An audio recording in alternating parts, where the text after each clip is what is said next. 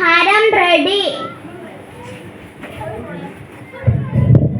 എനിക്ക് പഴം മാത്രം മതി. ഇന്ന് പുട്ടും പയറുമാണല്ലോ.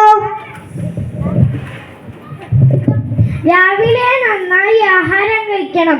ദിവസവും മുഴുവനും കളിക്കാനും പഠിക്കാനും വേണ്ട ശക്തി പ്രഭാത ഭക്ഷണത്തിൽ നിന്നല്ലേ കിട്ടുന്നത്.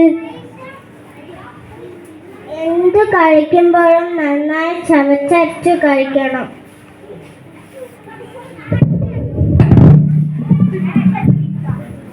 ആഹാരത്തെക്കുറിച്ചും ആരോഗ്യത്തെക്കുറിച്ചും ക്ലാസ് എടുക്കാൻ ഇന്ന് ഡോക്ടർ സ്കൂളിൽ വരുന്നുണ്ട്. സംശയങ്ങൾ ഡോക്ടറോട് ചോദിക്കാം. അല്ലേ ടീച്ചർ? ഇതാ നമ്മുടെ ഡോക്ടർ എത്തിയിരിക്കുന്നു. സംശയങ്ങളെല്ലാം ഡോക്ടറോട് ചോദിച്ചോളൂ. വിശപ്പ് മാറ്റാൻ എന്തെങ്കിലും കഴിച്ചാൽ പോരെ ഡോക്ടർ? അത് പോരാ. ആരോഗ്യത്തോടെ വളരാനും പ്രവൃത്തി ചെയ്യാനുള്ള ശക്തി ലഭിക്കാനും വേണ്ടതെല്ലാം ആഹാരത്തിൽ ഉൾപ്പെടുത്തണം.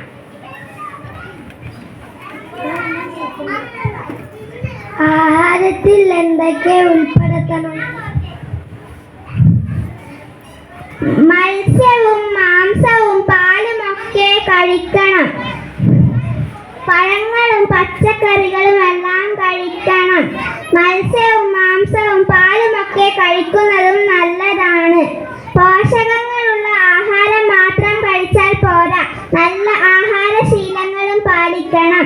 പഴകിയതും കേടുവന്നതുമായ ആഹാരം കഴിക്കരുത്.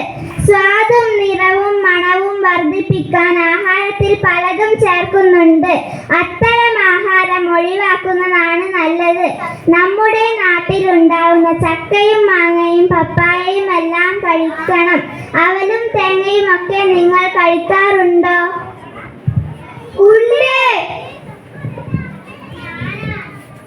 ഇന്നത്തെ ആർക്കൊന്നും പലഹാരങ്ങൾ വേണ്ടേ?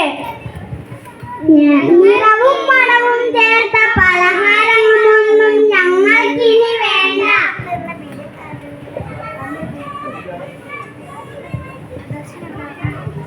മക്കൾ വന്നു. വേഗം കൈയും മുഖവും കഴുകി വരൂ.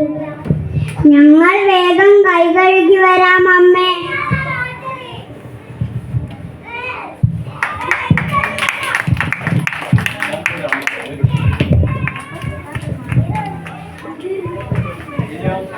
Ahí ya la